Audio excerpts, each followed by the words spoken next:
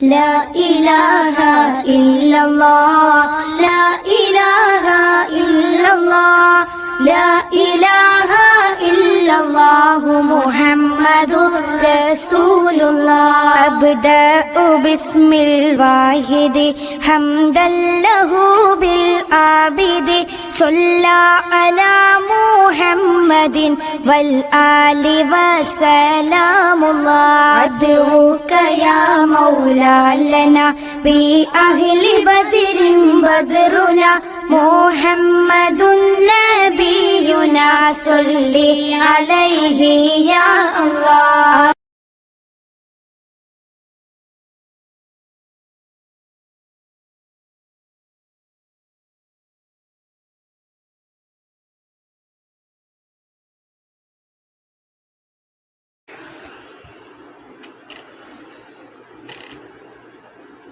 السلام عليكم ورحمة الله تعالى وبركاته.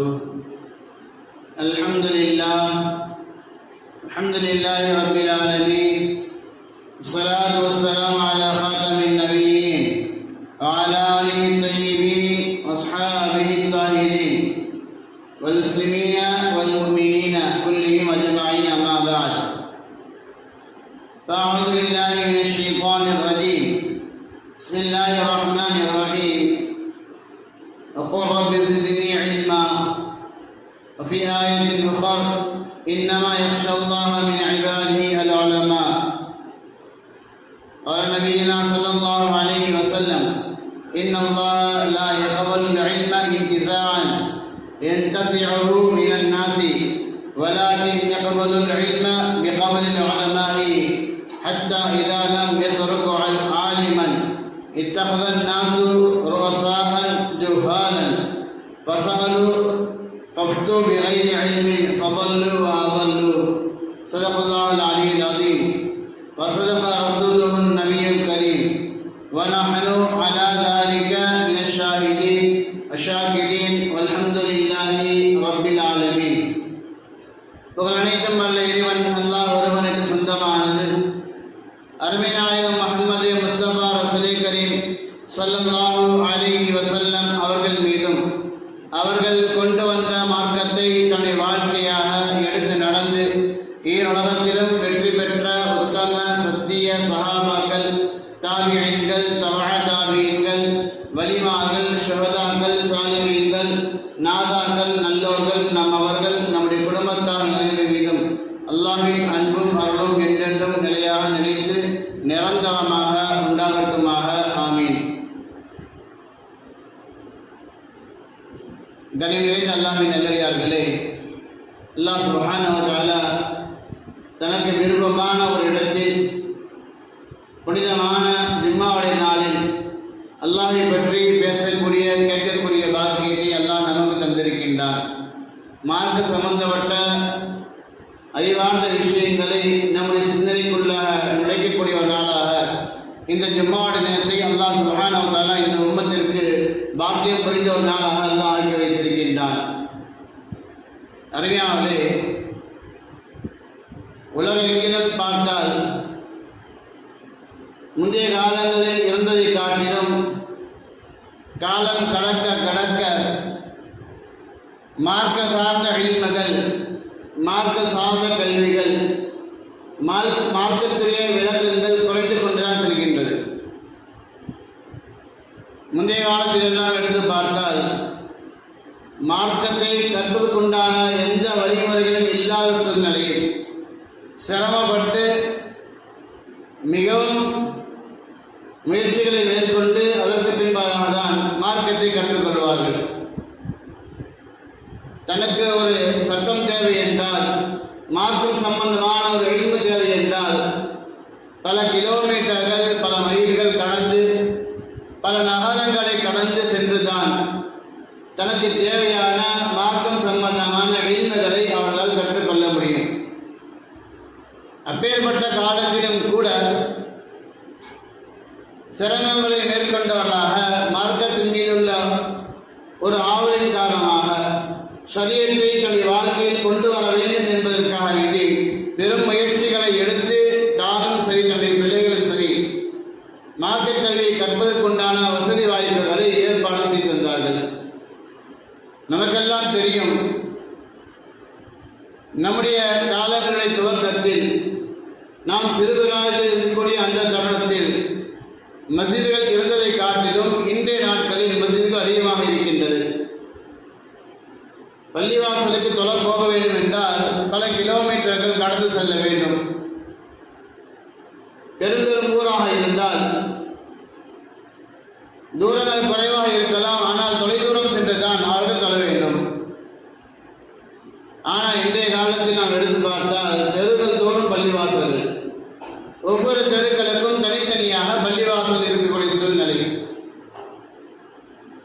காரணங்கள் கேட்டால் மக்கள் தொகை அதிகமாக ஆகிவிட்டது, இடம் பற்றாக்குறை ஏற்பட்டு விட்டது. அதற்காக வேண்டிய தேவைக்கேற்ப பல பள்ளிவாசலை கட்டிக்கொண்டோம் என்பதாக நாம் சொல்கின்றோம். அறிஞர்களே, அதே போன்றுதான் மதரசாக்களை எடுத்து பார்த்தால்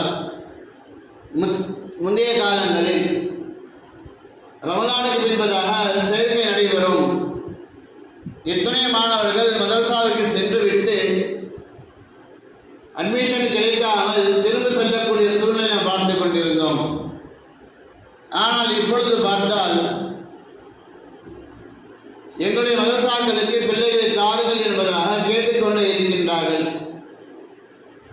அருமையானவர்களே, மஸ்ஜிதுகளும் மதரசாக்களும் நமக்கு வசதிக்கு ஏற்ப அருகாமையில் வந்திருந்தும் கூட நம்மால் அமல் செய்ய முடியவில்லை, மார்க்க கல்வியை கற்றுக்கொள்ள முடியவில்லை என்றுதான் சொல்ல வேண்டும். இன்னும் சொல்ல போனால் நம்முடைய ஒவ்வொரு கரங்களில் இருக்கக்கூடிய அந்த மொபைல் போனிலே மார்க்கங்கள் சொல்லித்தரப்படுகின்றது. ஆன்லைன் வகுப்பின் மூலமாக, யூடியூபின் மூலமாக ஒரு ஹதீஸை நமக்கு தேவை என்றால் அதை தட்டி பார்த்தால் உடனே காட்டிவிடுகின்றது. ஆனாலும் கூட நம்மால் அதை தட்டி பார்க்கக்கூடிய அளவிற்கு கூட நேரம் இல்லாத சூழ்நிலை. அறிஞர்களே, மார்க்கத்தை கற்றுக்கொள்வதற்குண்டான எல்லா வசதிகளும் இருந்தும் கூட நாம் மார்க்கத்தை விட்டு தூரமாகிக் கொண்டே இருக்கின்றோம். அல்லாஹ் சுப்ஹானஹு வ தஆலா நபிகள் பெருமானார் ஸல்லல்லாஹு அலைஹி வஸல்லம் அவர்களுக்கு குர்ஆனிலே இப்படி ஒரு துஆவை கற்றுத் தருகின்றார். நபிகள் பெருமானார் ஸல்லல்லாஹு அலைஹி வஸல்லம் இல்மை பற்றி நமக்கு எல்லாம் தெரியும். அல்லாஹ் சுப்ஹானஹு வ தஆலா அவர்களுக்கு எல்லா விதமான இல்முகளையும் கல்வியையும் கற்றுக் கொடுத்து தந்தார். பூமிக்கு கீழாக உள்ள இல்மும் சரி, வானலோகத்திற்கு மேலாக இருக்கக்கூடிய இல்மும் சரி, இரண்டிற்கும் மத்தியில் இருக்கக்கூடிய இல்மும் சரி, கடலுக்குள்ளாக என்ன நடக்கின்றது என்று முதற்கொண்டு எல்லா விதமான இல்முகளையும் அல்லாஹ் சுப்ஹானஹு வ தஆலா அருமை நாயகம் ஸல்லல்லாஹு அலைஹி வஸல்லம் அவர்கள் கற்றுத் தந்திருந்தார். ஆனால் அவர்களை பார்த்து இப்படி துஆ செய்யும்படியாக அல்லாஹ் குர்ஆனில் கட்டளையிடுகின்றார்.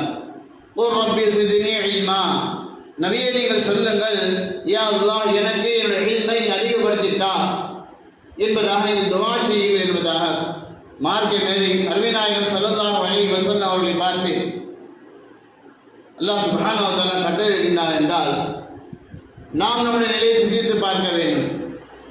இந்த துஆவை நாம் எந்த அளவுக்கு அதிகமாக ஓத வேண்டும் என்ற சிந்தனை நமக்குள்ளாக வர வேண்டும். அருமையானவர்களே, அல்லாஹ் சுப்ஹானஹு வ தஆலா நபிகள் பெருமானார் ஸல்லல்லாஹு அலைஹி வஸல்லம் அவர்களை அந்த துஆவை ஓதும்படியாக சொன்னான் என்றால் நாம் எந்த அளவுக்கு அதிகமாக அந்த துஆக்களை ஓத வேண்டும். முதலாவதாக இல்மு என்றால் என்ன என்பதாக நாம் விளங்கிக் கொள்ள வேண்டும். யா அல்லாஹ் எனக்கு இல்மை அதிகப்படுத்தித்தா என்பதாக அல்லாஹ் குர்ஆனிலே கேட்க சொல்கின்றான் என்றால் இல்மு என்றால் என்ன என்பதாக நாம் விளங்கிக் கொள்ள வேண்டும். அந்த இல்மு எப்படிப்பட்டதாக இருக்க வேண்டும் என்பதாக விளங்கிக் கொள்ள வேண்டும். உலகம் சார்ந்து இருக்கக்கூடிய இல்முகள் அனைத்தும் கலைகளாக இருக்கின்றது. உலகம் சார்ந்து இருக்கக்கூடிய அத்தனை இல்முகளும் கலைகளாக இருக்கின்றது. அது ஒரு ஃபன், அரபியில் சொல்லக்கூடிய வார்த்தை, மருத்துவ கலை, இப்படியாக கட்டுமானத்துறை கலை, ஓவிய கலை என்பதாக எல்லா படிப்பும் கலைகளாக இருக்கின்றது. மார்க்கம் சார்ந்த மனிதன் வாழ்க்கைக்கு எது அவசிய தேவையாக இருக்கின்றதோ, மனிதன் தன்னுடைய நிலைப்பாடை எதன் மூலமாக சரியாக அமைத்துக் கொள்வானோ அதுதான் இல்மாக இருக்கின்றது. அதுதான் மார்க்கமாக இருக்கின்றது. அருமையானே, தான் எப்படி உறங்க வேண்டும், தான் எப்படி சாப்பிட வேண்டும், தான் எப்படி நடக்க வேண்டும், தன்னுடைய செயல்பாடுகள் எப்படி இருக்க வேண்டும், பெரியவரோடு நாம் எப்படி நடந்து கொள்ள வேண்டும், சிறியவர்களோடு நாம் எப்படி நடந்து கொள்ள வேண்டும் என்ற நடைமுறையை எது நமக்கு கற்றுத்தருகின்றதோ அதுதான் இல்ம். அருமையானே, நம்மை சார்ந்து இல்லாமல் நம்முடைய உடலுக்கு வெளிப்புறத்தில் இருக்கக்கூடிய அத்தனையும் கலையாக இருக்கின்றது.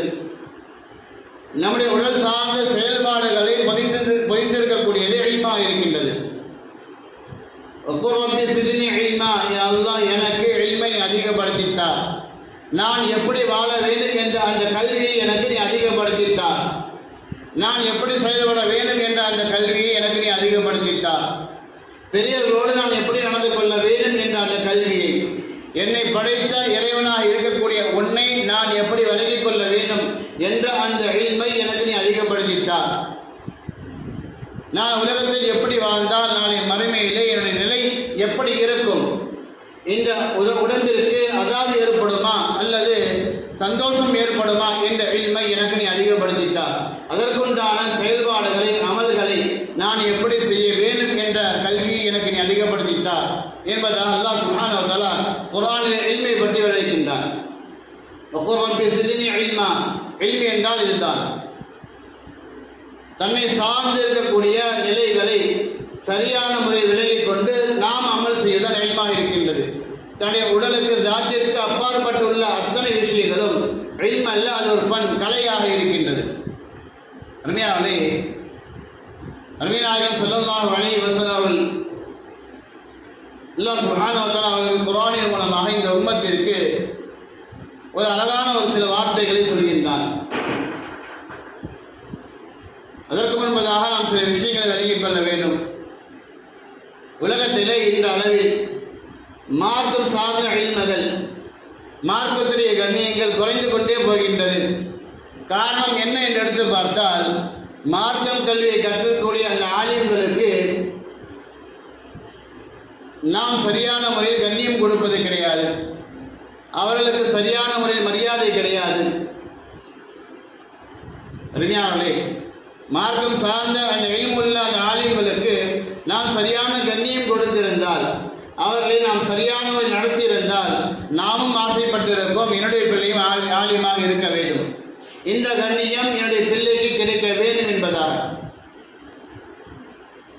அருமையானவர்களே, எங்கோ யாரோ ஓதிவிட்டார், இவர் எனக்கு கீழாக பணிபுரிகின்ற ஒரு சாதாரண நபர் என்பதாக நினைத்துக் கொண்டு, அல்லது என்னுடைய மஹல்லாவில் இவர் இந்த பள்ளியில் பணிபுரிகின்றார் என்பதாக நினைத்துக் கொண்டு, அவருக்கு உண்டான கண்ணியத்தை நாம் சரியான தராதின் காரணமாக, அவருடைய தேவைகளை பரிபூர்ணமான முறையில் பூர்த்தி செய்வதற்காக உள்ள அந்த உதவிகளை சரியான செய்யாததின் காரணமாக நம்முடைய பிள்ளையும் நம்முடைய சந்ததியில் யாரேனும் ஆலிம்கள் ஓதினால் அவருக்கும் இதே நிலை என்பதாக நினைத்துக் கொண்டுதான் நாம் மார்க்கத்தை விட்டு தூரமாகிக் கொண்டிருக்கின்றோம். மார்க்க கல்வி உலகத்தில் குறைந்ததற்கு காரணம், நாம் மார்க்க கல்வியை கற்றுக்கொண்ட ஆலிம்களுக்கு நாம் சரியான ஒரு கண்ணியம் செலுத்தாதான் நாம் நம்முடைய பிள்ளைகளையும் நம்மையும் மார்க்கத்தை விட்டு தூரமாகிக் கொண்டே போகின்றோம். அருமையானே, 5 விதமான விஷயங்களை முக்கியமாக 5 விதமான விஷயங்களை குறிப்பாக நாம் நம்முடைய பிள்ளைகளுக்கு கற்றுத்தரவே வேண்டும். கற்றுத்தராமல் இருந்துவிட்டால் நாம் பாவிலாக மாறிவிடுகின்றோம். அல்லாஹ் சுப்ஹானஹு வ தஆலா குர்ஆனிலே சூரத் தௌபா சொல்கின்றான், வமா கான முஃமினூன யன்ஃபிரு காஃபத்தன் வலௌலா நஃபரும் மின் குல்லி ஃபிர்கத்தின் மின்ஹும் தாயிஃபத்துன் லியதஃபக்கஹு ஃபித்தீன். ஒவ்வொரு ஊரிலிருந்தும் ஒவ்வொரு சமுதாயத்திலிருந்தும் மார்க்கத்தை முழுமையாக கற்றுக்கொள்வதற்காக வேண்டிய சில நபர்கள் கண்டிப்பாக இருக்க வேண்டும். ஒரு ஊருக்கு குறைந்தபட்சமாக ஒரே ஒரு ஆலிமாவது, மார்க்கத்தை முழுமையாக கற்று தேர்ச்சி பெற்ற ஒரே ஒரு ஆலிமாவது கண்டிப்பாக இருக்க வேண்டும் என்பதை அல்லாஹ் சுப்ஹானஹு வ தஆலா குர்ஆனிலே சொல்கின்றான். ஒவ்வொரு குடும்பத்திலும் ஒவ்வொரு ஊரிலும் எல்லா நபர்களும் ஆலிமாக ஆகுவது, மார்க்க மேதைகளாக ஆகுவது சாத்தியமில்லாத விஷயம். உலகம் சார்ந்த துறை சார்ந்த மக்கள் கண்டிப்பாக இருக்க வேண்டும் இந்த சமுதாயத்துக்கு மத்தியிலே. ஆனால் குறைந்தபட்சமாக அல்லாஹ் குர்ஆனில் சொல்கின்றான், ஒவ்வொரு சமுதாயத்திற்கும் ஒவ்வொரு ஊரிற்கும், இன்னும் மேலாக சொல்ல போனால் ஒவ்வொரு வீட்டிற்கும் குறைந்தபட்சமாக மார்க்கத்தை முழுமையாக அறிந்த ஒரு ஆலிம் கண்டிப்பாக இருக்க வேண்டும். அப்பொழுதுதான் அந்த குடும்பம் சரி, அந்த ஊரும் சரி, அந்த சமுதாயம் சரி, எப்பொழுதாவது தவறு செய்தால் அந்த ஆலிம் இது தவறு என்பதாக அவருக்கு மத்தியில் சுட்டி காட்டுவார் என்பதாக அல்லாஹ் சுப்ஹானஹு வ தஆலா தனது திருமறையான திருக்குர்ஆனிலே சொல்கின்றார். சுட்டு காட்டும்படியாக ஒரு ஆலிம் கண்டிப்பாக ஒரு சமுதாயத்திற்கோ அல்லது ஒரு ஊருக்கு யாரேனும் கண்டிப்பாக இருக்க வேண்டும் என்பதாக அல்லாஹ் குர்ஆனில் சொல்கின்றான்.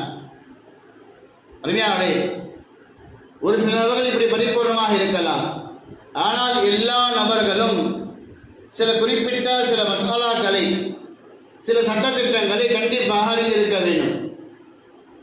நம்முடைய பிள்ளைகளுக்கு நாம் சில குறிப்பிட்ட சட்டங்களை, மார்க்கம் சம்பந்தப்பட்ட விஷயங்களை கண்டிப்பாக நாம் சொல்லித்தர வேண்டும். அதில் 5 விஷயங்கள் குறிப்பாக இருக்கின்றது.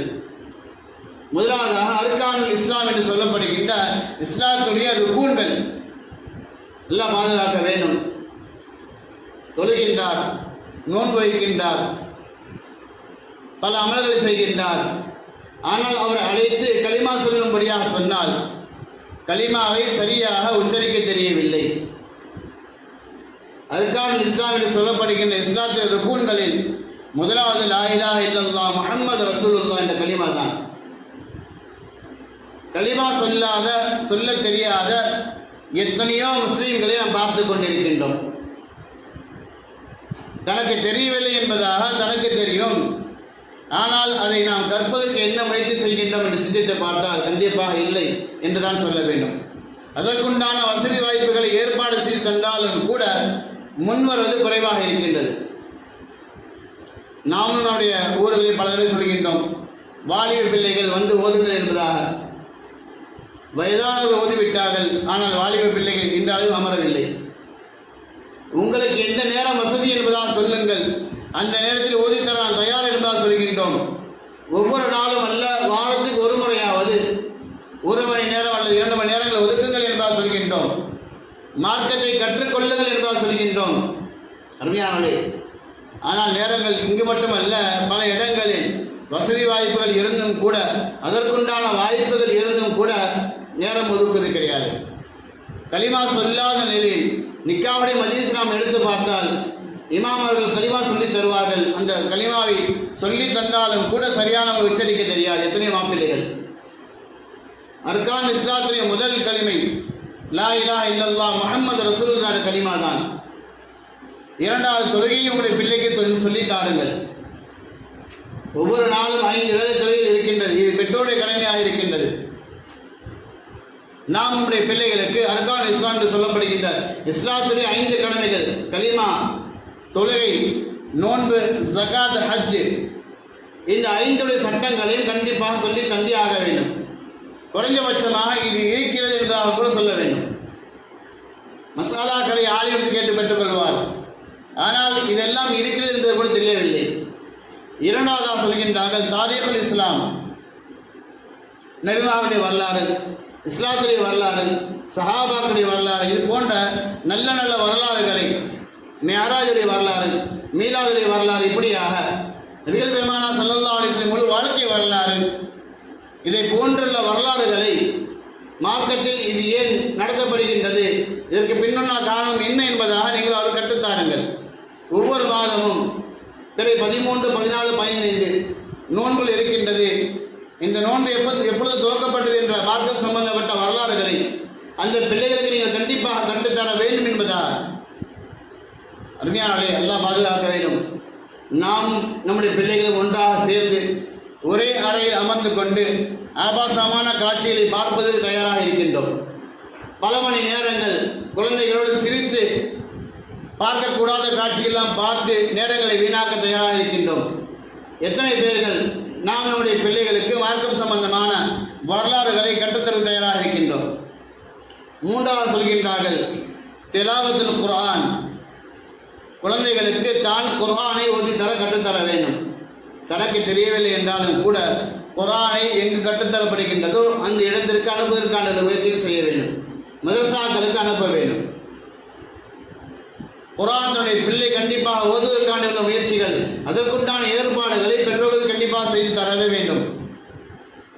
அடுத்தபடியாக சொல்கின்றார்கள், சிறு சிறு துவாக்கள், சாப்பிடும் போது உள்ள துவா, தூங்கும் போது உள்ள துவா, மலம் ஜலம் கழித்தால் என்ன துவா ஓத வேண்டும், வீட்டிற்குள்ளாக நுழைந்தால், வீட்டை விட்டு வெளியே வந்தால், பள்ளிவாசலுக்குள்ளாக நுழைந்தால், பள்ளிவாசலை விட்டு வெளியே வந்தால் ஏத்திகாஃபுடைய துவா, இது போன்ற சிறு சிறு துவாக்களை பெற்றோர்கள் தன்னுடைய பிள்ளைகளுக்கு சிறு பிராயிலிருந்து கற்றுத்தர வேண்டும். சாப்பிடுடைய ஒழுக்கங்களை கற்றுத்தர வேண்டும். ஆதாபுல் இஸ்லாம், நல்ல ஒழுக்கங்களை, நல்ல செயல்பாடுகளை. நீ பெரியவரை பார்த்தால் அவரிடத்தில் நீ எப்படி நடந்து கொள்ள வேண்டும்? முதலாவதாக நீ சலாம் சொல்ல வேண்டும். நீ அமர்ந்திருந்தால் அந்த இடத்தை பெரியவருக்காக விட்டுக் கொடுக்க வேண்டும். எல்லா இல்மும் உனக்கு தெரிஞ்சிருக்கின்றது, உன்னை விட பெரியவர் இருந்தால் அந்த இடத்தில் நீ அடக்கமாக கட்டுக்கோப்பாக நடக்க வேண்டும் என்பதாக நம்முடைய பிள்ளைகளுக்கு நல்ல ஒழுக்கங்களை, நல்ல செயல்பாடுகளை நாம் கற்றுத்தர வேண்டும். அருமையானே, இதுதான் மார்க்கம் இல்ம் என்பதாக சொல்கின்றது. உலகத்துடைய கலைகளை நாம் கற்றுத்தர தயாராக இருக்கின்றோம். அதற்காக பல லட்சம் ரூபாய்கள் செலவு செய்கின்றோம். நாம் சிந்திக்க வேண்டும். சமுதாயம் சீர்குலைந்து போவதற்கு, இந்த உலக நாட்டுடைய மக்கள் சீர்குலைந்து போவதற்கு முக்கிய காரணம் அவருக்கு மத்தியில் ஒழுக்கம் இல்லாமல் போய்விட்டது. கல்விகள் நிரம்பி இருக்கின்றது, பல டிகிரிகளை சம்பாதிக்கின்றார்கள், ஆனால் ஒழுக்கம் இல்லை, நல்ல பழக்க வழக்கங்கள் இல்லை. இதன் காரணமாக அருமையானவர்களே, சமுதாயம் சீர்குலைந்து போய் கொண்டிருக்கின்றது. இஸ்லாமிய சமுதாயம் மட்டுமல்ல, எல்லா சமுதாயம் இப்படிதான். கல்விகளை அதிகமாக கற்கின்றார்கள், தேர்ச்சி பெறுகின்றார்கள், ஒழுக்கம் இல்லை என்ற காரணத்தின் காரணமாக தான் எப்படி வாழ வேண்டும், எது மாதிரியான ஆடைகள் அணிய வேண்டும், தன்னுடைய தலைமுடியை எப்படி வெட்ட வேண்டும் என்பது தெரியவில்லை.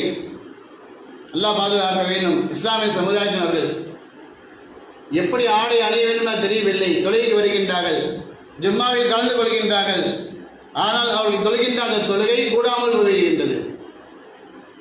ஆண் குறைந்தபட்சமாக ஆடைகள் இல்லாத சூழ்நிலையில் தொப்பில் இருந்து முட்டிக்கால் வரை கண்டிப்பாக மறைத்திருக்க வேண்டும். ஆனால் இவர் ஆடை அணிந்து கொண்டு சஜிதாவுக்கு சென்றால் உள்ளுறுப்புகள் அனைத்தும் தெரியக்கூடிய அளவிற்கு ஆடை அணிகின்றார்.